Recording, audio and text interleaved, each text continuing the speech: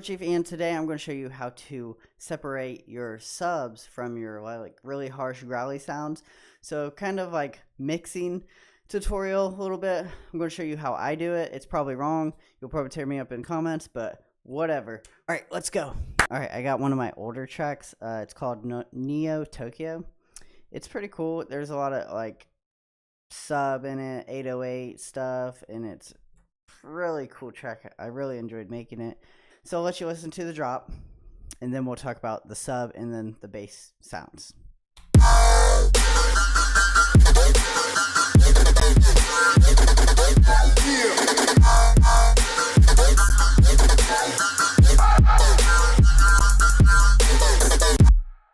Alright, that's pretty much the drop.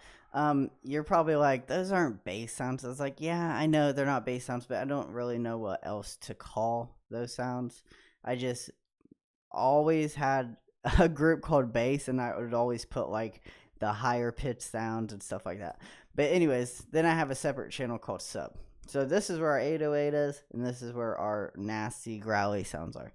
So let's talk about the nasty growly sounds first, the bass sounds. The first thing I have on the group channel is EQ 8, and I put a cutoff at 250 hertz. So that means anything under 250 hertz will get cut no matter what.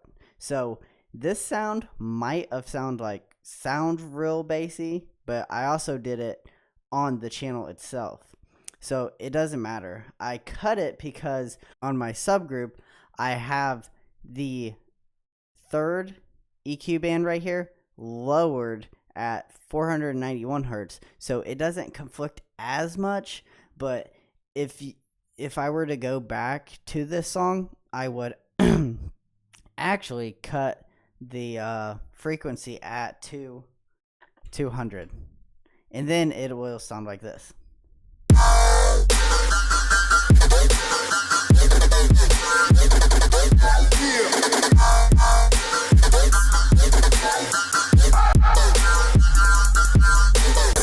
Sounds a little better, but back in the day, I just EQ'd it how I wanted, and it sounded really good like that. So that's how I kept it. And this is a preset of Kick EQ4. It's in Ableton already. You just got to go to your EQs and then your drums, and then it's Kick EQ4. It's really cool that they have those presets already because they help a lot. Like you can set one up and then you can mess with it, and then you can go in and do your fine detailing. But anyways, that's a pretty cool thing to look at, that they have those presets. Let's listen to the sub without me cutting the 200 hertz. So let's just get the sub group and then we'll listen.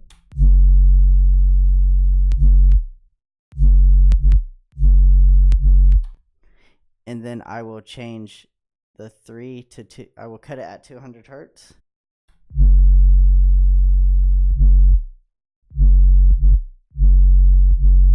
It's really like subby, and it hits you really hard. But I didn't, for this song, I honestly didn't want that. On my other songs, it's really heavy. If you listen to Ruins, it hits you really hard, and the note is so low. That's why it hits so hard.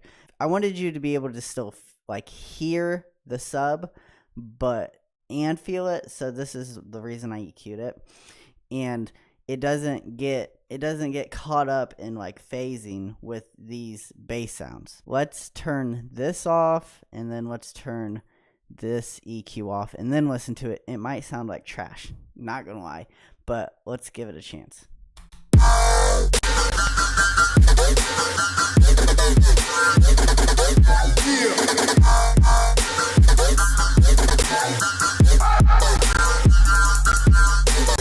Yeah, you can tell that like these sounds right here are trying to take control of the sub, and it's blocking the sub out a little bit. So let's turn these back on.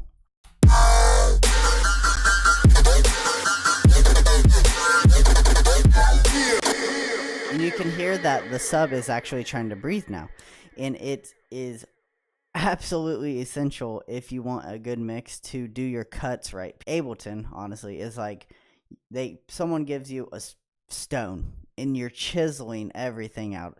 So I'm pretty much chiseling my bass sounds around my sub sounds, and it makes it sound more impactful and it makes it sound better. Yep, that's how I mix my sub bass with my normal bass, or growls, whatever you want to call them.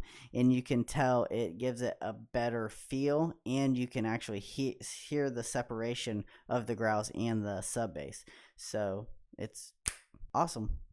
Thanks for watching the video. If you liked the video, give it a like. If you didn't like it, give it a dislike. Tell me what you do. Tell me how you mix your sub bass and your basses, or mix anything.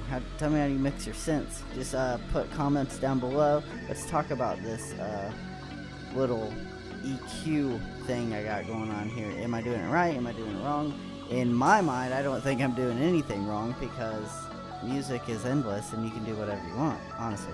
But anyways, yeah, so make sure to subscribe and like the video, and I will catch you guys later. See ya.